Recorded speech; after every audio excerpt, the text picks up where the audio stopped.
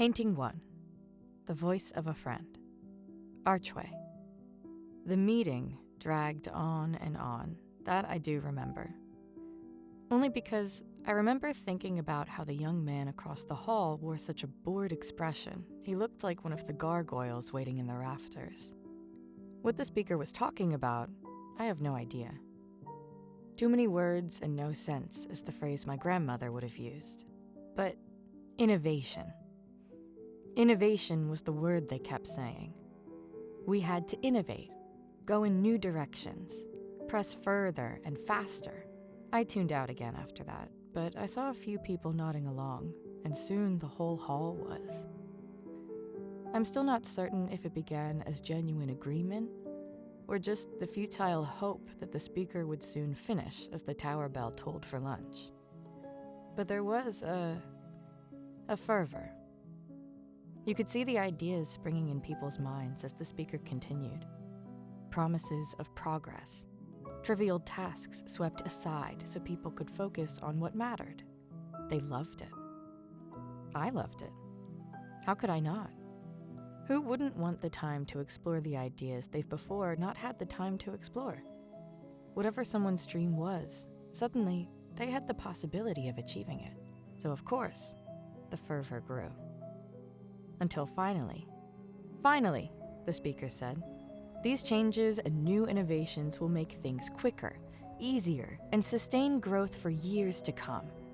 What yesterday took us years, tomorrow will take us minutes. Work will no longer be arduous, and time will be ours to command.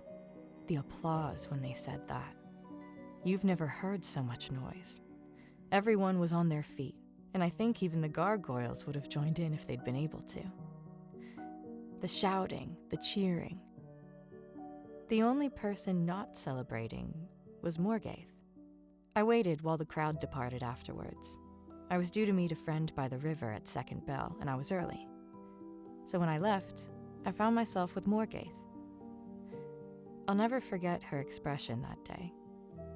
Everyone had visions for the future from what the speaker had announced, but whatever Morgaith saw left her troubled. You didn't hear what they said, she told me as we walked out.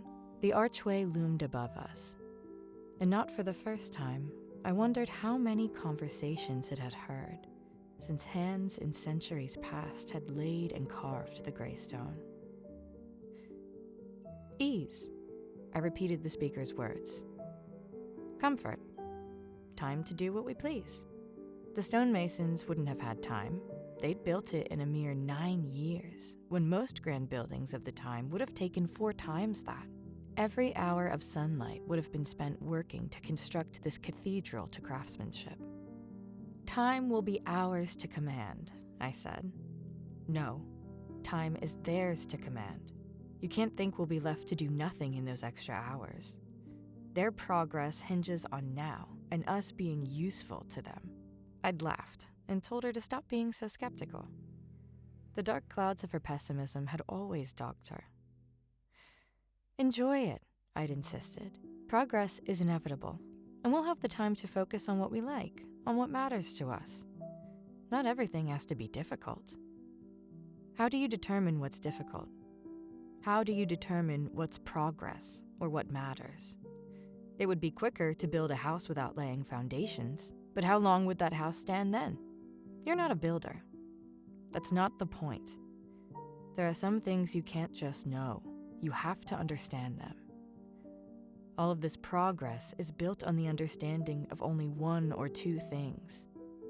What does the speaker understand of making lace, of wielding a paintbrush? Nothing.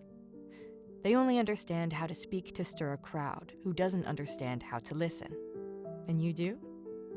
Right now, I understand better than them. Oh, I stared at her then. I'd known Morgaith a long time. I'd grown up alongside her, and I'd always known she held herself with pride. But to say she was better than every other person who'd been in that hall, 1,000 people from the Makers Guild, it was arrogance greater than I'd thought her capable of. You can't really think that. I think the speaker needs to clarify what they mean when they tell us about progress and growth. It was obvious, wasn't it? Something better, something bigger, more than what had come before. She shook her head when I asked her. That's greed. Progress is reaching a goal, so we need to know whose goal and be certain how the rewards of reaching it will be felt. Growth can only go so far.